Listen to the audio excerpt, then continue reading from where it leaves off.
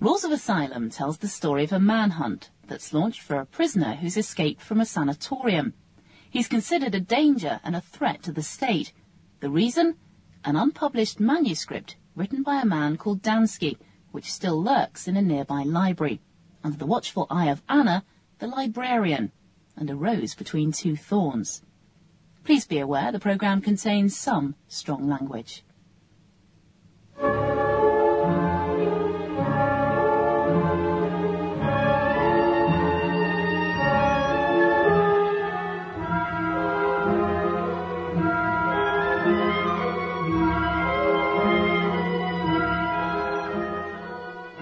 Who's this? Huh?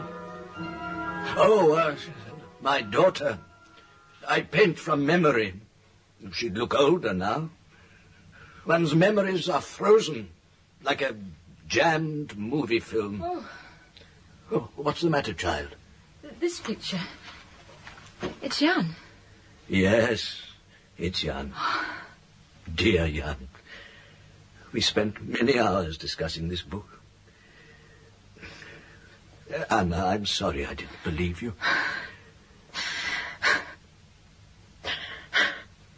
Anna, my child, what is it? It's this picture. Do you love him? I don't know. I don't know anything anymore. Oh, you mustn't blame him, Anna. Jan is not the sort who would want to hurt anyone. I think I understand him now. You don't love someone merely because you understand them. I suppose not. Anna, may I give you some friendly advice? What? Don't expect to find happiness with Jan. Not in this country. He won't be tolerated much longer. The new arrivals here are far less extreme than Jan. Few idealistic poets. Believe me, Anna, he's in real danger. Ah, it's always the women who suffer. This must be your wife. She looks sad. Is that how you remember her? Yes. Each painting takes a month. And each month crystallizes another memory, tempering it against time. Time. They say time heals all wounds. But it doesn't. How much longer will you be kept here? Who knows? Another 100 paintings, 200. Perhaps I'll be cured when I run out of memories. Would you like one of them? Oh, I'd love one. But I might choose a favourite. My favourite's always the next one. Let me choose for you. This one? I don't know. Oh, you mustn't think too badly of him. I'd like you to have it. I treasure it always. Treasure what it represents. And there's the black and white painting. No, I can't let you take it. But you must. It's an art form unpopular at the moment in this country. There are influential critics who... Please, you must let me take it. It's very important to Jan. Yes, my child, but is it important to you? Yes. It is now. Very important.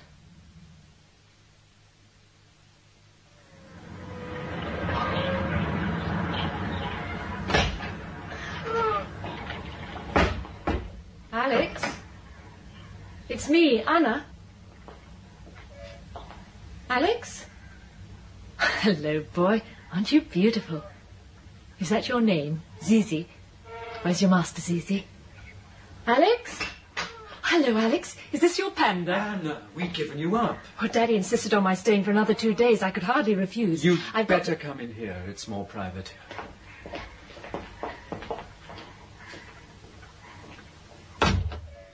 That's better. We were wondering what had happened to you. I've only just got off the train. I came straight here, as Jan said. I'm not late, am I? Jan said not to be later than Tuesday. No, you're not late. Where is it? In my bag. I read it on the train. It's marvellous. It really is. Good. You don't sound too pleased. What's the matter? This should fit all right. Fit what? Oh, it doesn't matter. How are you taking it out of the country? It's best that you don't know. That's what Jan always says, and I went to such a lot of trouble to get it. All right. It'll be hidden in Zizi's trough. We're flying him to London tomorrow to mate with their female panda. Is that how Danske's last books were smuggled to London? Yes, but I'm using a different method now. Last time I hid the manuscripts behind a piece of dummy fur stuck to Zizi's stomach. I had to keep him sedated to prevent him from scratching it off. Unfortunately, the sedatives took rather a long time to wear off. I'm afraid he disappointed the London Zoo and their panda. Oh, poor Zizi. Well, let's hope he does the trick this time. Anyway, I must find Jan and tell him I Jan? managed... Do you mean you don't know? No, what? He called at the library yesterday to see if you were back, and the police were waiting for him. Come in. Jan Valeri, sir. Would you like me to remain? No, that's all right, Jan. Sir. Good morning, Jan. Take a seat. I've not seen you before. What happened to the other one? A cigarette? Thanks. Who are you? Oh, just another cog. But a bigger one. What makes you think that? You wear a more expensive suit. You smoke more expensive cigarettes. And the guard called you sir. You are perceptive. If you ever get out of this mess, you can always get a job in General Nero's department. That bastard. Have you ever met him? No. Or seen pictures of him? No. Then why should you think that he's a bastard? The Dansky trial. Ah, yes. Dansky was a friend of yours. Was he? You know, I was warned about you. Actually, now, I suppose General Nero is a bit of a bastard. But he likes model trains. And anyone who likes model trains can't be all that bad. You like them, then? Absolutely dotty about them. I was always in trouble as a boy for hanging around railway tracks. So was I. Fellow enthusiast. Not now. I've outgrown such childish interests. I'm not sure how to take that. You can take it how you like. My dear chap, don't be so truculent. I just want to get to know you. Everything you want to know is in that file in front of you. Ah, yes, of course. Your file. Yeah, there's quite a lot here about you. I wonder if this bit's true. What bit?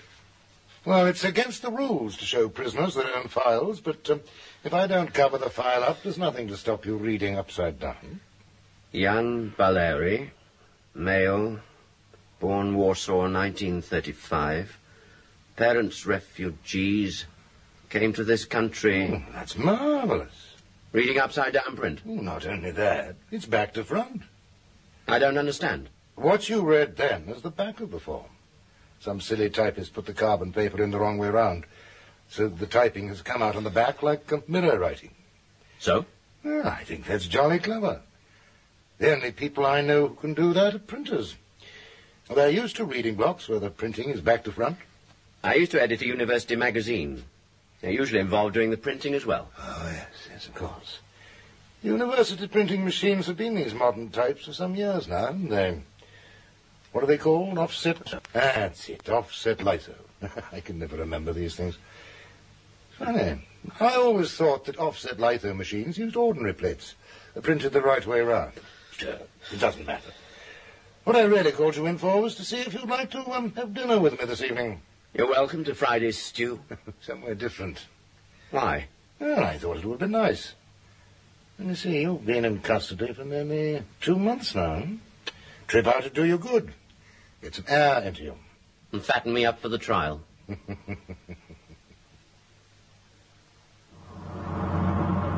next turning on the right, driver. Where are we going? You know this area? You know damn well I do.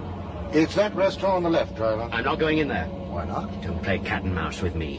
You know very well why not.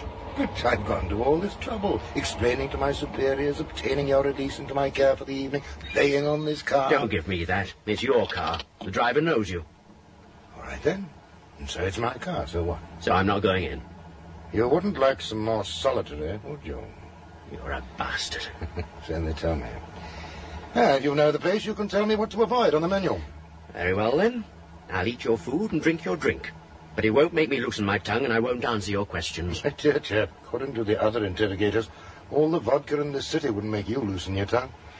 Anyway, who said I was going to ask questions? Tonight I want you to relax and enjoy yourself.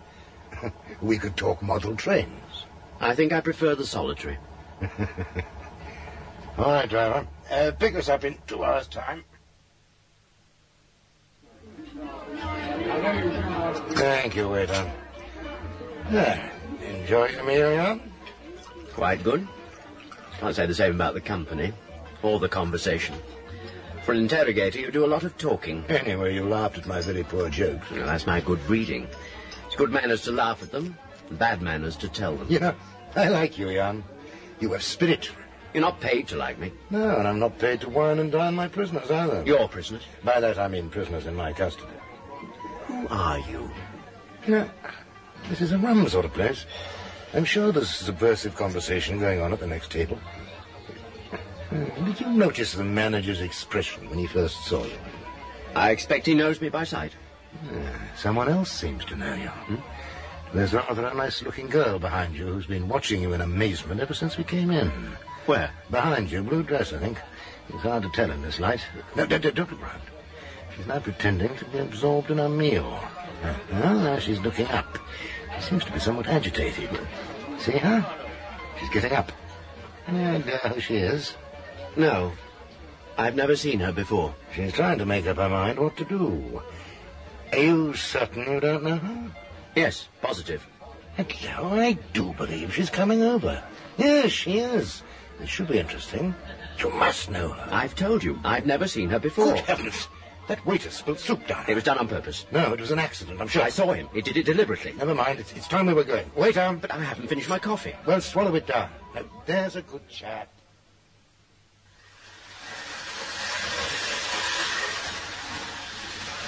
These trains really are beautiful, General. Did you build them yourself? No, I haven't the time. I would have, were it not for the incompetent bunglers in my department. What happened at the restaurant? Was he recognized? My girl. Good. That should make the interrogation easier. Don't you believe it? Bungling fools. The idiot I had stationed to prevent anyone approaching the table made a complete hash of it. And the photographer didn't use a fast enough film. But that evening went quite well. Who was the girl? How should I know?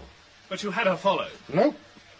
But that's crazy. I thought that was the... Are you questioning my methods? No. Pity. If you were, I might have explained. Anyway, the girl doesn't matter. I've decided on the date for his trial. When? 2 weeks from today. But that's impossible. Why?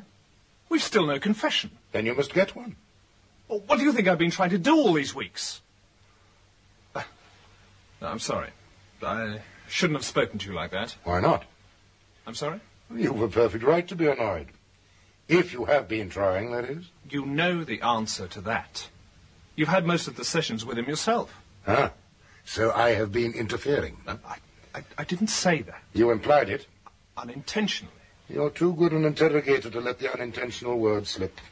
I have valued your help. Oh, I have been a help. Of course. But we have got nowhere, even with my help. 2 weeks. Impossible. I'd agree with you, if we continue with our present techniques. Your own orders specifically forbade direct methods. You wanted him in a presentable condition for open trial with foreign journalists present. I've got your memo on file. Of course, my dear chap, of course. Who was it who said a wise man sometimes changes his mind, a foolish one never? Well, I've had to change my mind about an open trial. It's a pity, with so many of them likely to crop up in the near future. We find they're so much better for our image. There's less speculation in the foreign press. So what do you want me to do? Well, you're our most experienced interrogator. Supposing you tell me. I thought you wanted to run things. So I was interfering. I didn't mean that. I thought you might have a suggestion. I have. In Chapter 6. I'm sorry, but I hardly ever get a chance to look at the manual these days. Have a look. There's a good chap. I've always felt that instruction manuals are merely an aid to common sense, and that a good man doesn't need them. A middle shelf, I think. Yeah. What techniques will you use on Valeri, now that you have a free hand? Time distortion, I think. got it. Chapter 6. An outline of time distortion interrogation methods. Precisely. And do you think it would work? It might. That sort of answer can spell death to your promotion prospects. Will it or will it not work? I would rather have used it earlier. Needs a lot of organizing. Isolating the prisoner from natural light, arranging a cooked breakfast every few hours, altering clocks, even his watch while he's sleeping. How quickly could you achieve disorientation? About 4 days. I'll start off by allowing him 6-hour nights and reduce them to 1-hour nights as quickly as possible. We'll give him barbiturate in his food to make sure he sleeps. After 4 days, he'll be living through an apparent 3 days for every actual day. Have you ever had success with this system? Oh, often. The most difficult part is administering diet and drugs to establish a bowel movement and urination pattern compatible with his concept of time. Usually it's not necessary. Most prisoners are too confused, even after a couple of days, to notice they're not going at the customary time. But Valeri's no ordinary prisoner. We have to be careful. Have we allowed him the morning paper? Oh, yes. There's been a spate of hysterical editorials recently about so-called intellectuals and writers undermining the state. I thought their screams for heads might unnerve him. They hadn't. Well, I could arrange the printing of special editions with false dates. Oh, you'd go to that trouble? I needn't stress how important his confession is. Supposing we fail? We? You mean you. And you cannot afford to fail. I shall know within a week if we can break this man. And if I think we won't succeed, then it's essential we put pressure on him by means of the girl. I said she didn't matter. But she does matter. Look, I don't know if this interrogation will work. Usually it does, but I'm not certain with Valeri. One thing I am certain of is that he would break if we had his girl. They always do. You get the girl, and I'll get the confession. You'll have to manage without her.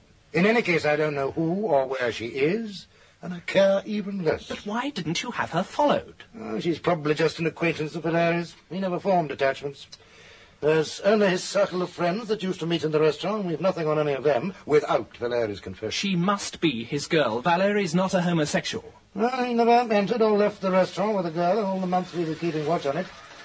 The girl was nothing more or less than a casual acquaintance. By not having her followed, I've ensured that she'd do what I wanted her to do. And what was that? Do you know what Valeri and I talked about in the restaurant? I told him jokes. Some of them were quite good jokes. Did you know that I was good at telling jokes? No. Did he laugh at them? That was the whole idea. What conclusion do you suppose Valeri's friends will jump to when they hear about it? Valeri doesn't know who I am. But I've no doubt that at least one of his friends will. Especially as I talked in a loud voice about model trains. Of course. They'll think Valeri's betrayed them. Precisely. I have to think ahead at all times. You, my friend, only have to worry about the next 2 weeks.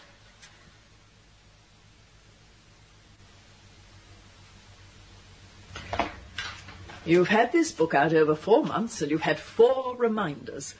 4 months suspension. What? Oh, hell! Look, I've got my finals soon. Can't you make an exception? Just this once. I'm sorry, you know the rules. If you can't return books in time, I have no option but to withdraw your tickets. I don't know. I was supposed to pass my exams. Yes, sir? That was a bit hard, wasn't it? Oh, you have to be with students, otherwise I'd have no books left. Are you a lecturer? No. Only students, lecturers, and graduates can use the library. My name is Suskin. My identification. Health Ministry's security officer. What can I do for you? I'd like to ask you a few questions about a former lecturer, Jan Valeri. Jan Valeri? Oh, I thought all that was finished with weeks ago. I've already told the police everything I know. Yes, but you haven't told me. Now, there are just 1 or 2 points I'd like to go over with you. Oh, very well then, but it'll have to be quick. I'm without an assistant at the moment, and I've all these books to go on the shelves. Did Valeri use the library frequently? Yes, but he hadn't been a member for all that long, and the police arrested him. He always went to the political section. Your people turned out all the books there when I told them, looking for messages, I expect. They left me to put them back on the shelves. They're not my people. I'm not a policeman. You sound like one. I want you to think back carefully. In all his visits here, did Valeri ever come in with a girl? No. Are you sure? It's very important. Of course I'm sure. He never seemed to have time for girls. He was always reading, always in for books. Girls had time for him, all right. My assistant used to fall over herself to serve him. Women don't know how to behave these days in my day. Valeri was the intellectual sort, wasn't he? Editor of the university newspaper and that sort of thing. Oh, they're all intellectuals round here, or think they are. Half of them don't even know what the word means. Where do they all congregate in their spare time? In bed, I should think, with each other, or oversleeping and missing lectures. You're not being very helpful. Students and lecturers with intellectual aspirations usually have a coffee bar or club where they meet after hours. It's the same in most university towns. I don't see why this one should be any different. Oh, there's the Fallen Idol somewhere near the docks. It doesn't say much for our security if you've never heard of it. Fallen Idol. Thank you. Is that a club? A grubby little restaurant, from what I've heard. Now, can I get on with my work now? One last thing. Have you always worked here? Always. 20 years now. But you do have time off. I mean, you mentioned an assistant. Perhaps she's seen Valeri with a girl. Oh, no, she couldn't help you.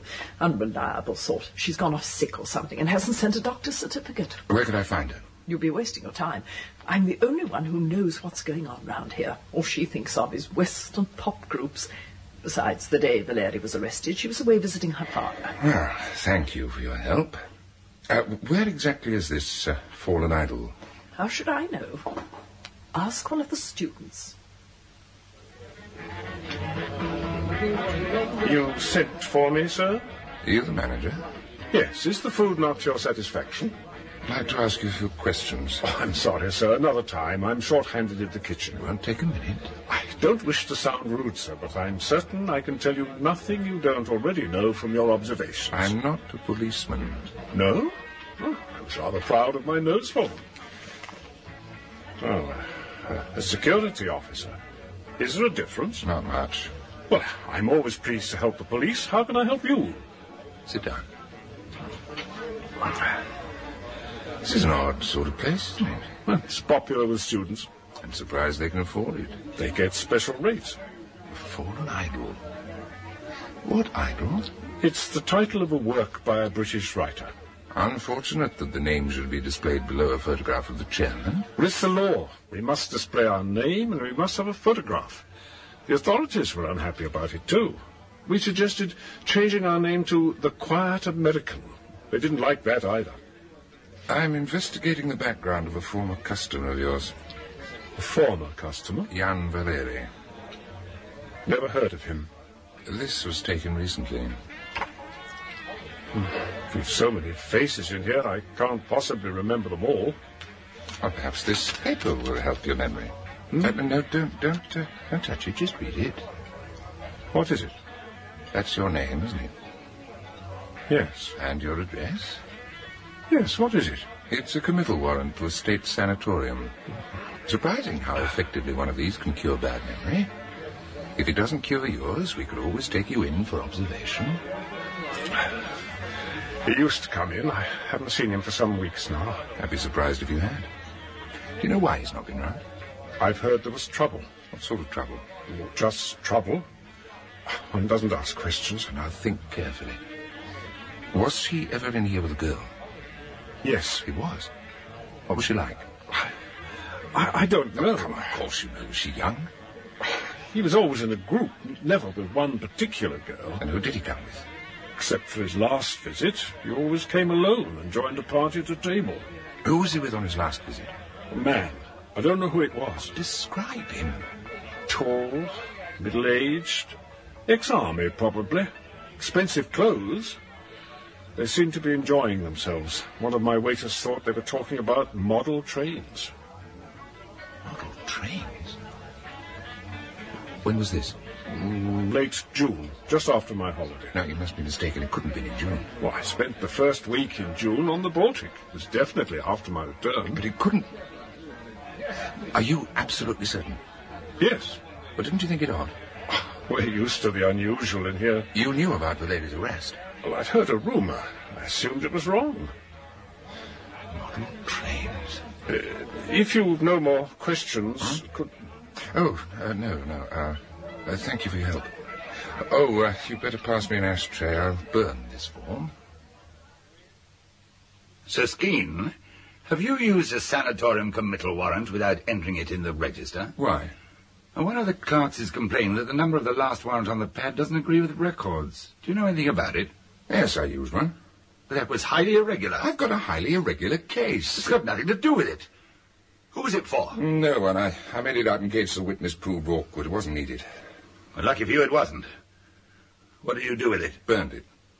You've no right to use one in the first place. You know the procedure. I wrote it. Anyway, I thought I had a free hand.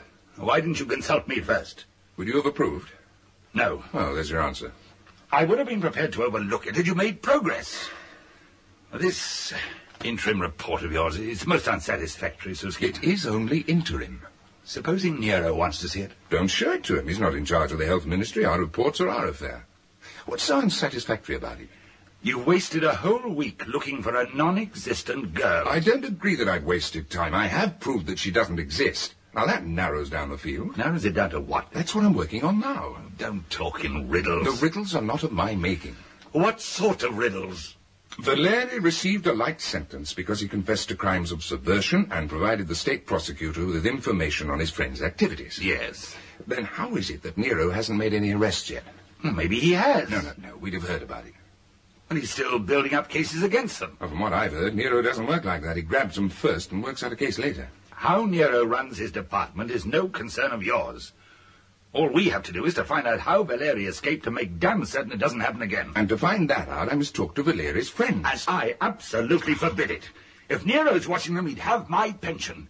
And yours. He'll probably have them anyway, the rate we're going. Well, Nero's going to make trouble for us. He's putting pressure on our minister. Why should Valeri be so important to him? How should I know? Perhaps he wants him questioned again. Perhaps Valeri supplied his department with false information. Well, there could be 101 reasons. And none of them are any concern of ours. Talking to Valeri's friends would clear up one thing I'm unhappy about. What's that? The exact date Valeri was arrested. You have the file? Yes. But the manager of a restaurant which Valeri often used is convinced that he saw him in his restaurant after the date on which he was arrested. Well, you must be mistaken. No, I don't think so. Was he with anyone? Yes. Who? We didn't know. But whoever it was, he's interested in model trains. Sounds as if you've been having your leg pulled. No. So, what do you propose doing now? Well, if I can't see Valeri's friends, I'd like to see the one person who probably knows him better than his own father or mother. And who might that be? His pre-trial interrogator. I'm sorry, that's out of the question. Why? Who do you think supervised Valeri's interrogation? One of Nero's staff, I suppose. No. It was Nero himself. Now do you understand? Look, am I only getting half the story about Valeri? Why is he so important? I don't know. Why should we worry? It might have some bearing on his escape. Look, Nero did the actual interrogation. Most of it. What's Nero like? Ambitious. But he's reached the top. Not quite. So, he wants to be chairman. Well, the chairman is getting on a bit. Even the papers mention that he wants to spend more time with his roses. And a spectacular series of successful trials would endear Nero to the central executive. Possibly. I'd still like to see him. No. He could answer some questions about Valeri. Which you won't get the chance to ask. Well, perhaps there was something he missed during the interrogation. Some little thing that didn't seem important at the time. He'd be grateful if I highlighted it. Forget it, Suskeen. In fact, I think it would be a good idea if we were to scrap this investigation altogether and tell the inquiry that we don't know how Valeri escaped. At least we'd be telling the truth. But look, if this case is important to Nero, wouldn't he be expecting an approach from us? If we don't, he could use it against us at the inquiry. He could always say he had information on Valeri that might have been useful to us and that we didn't even bother to ask him. Very well, then. You can see Nero. Thank you, sir. But for God's sake, don't upset him. Don't go taking photographs of his office or anything. The thought never entered my head. Have you ever met him? No, not personally. I once heard him speak at a symposium. He seemed quite pleasant. Oh, he is. But he'd chew you up and spit you out before breakfast if he felt like it. We'll see.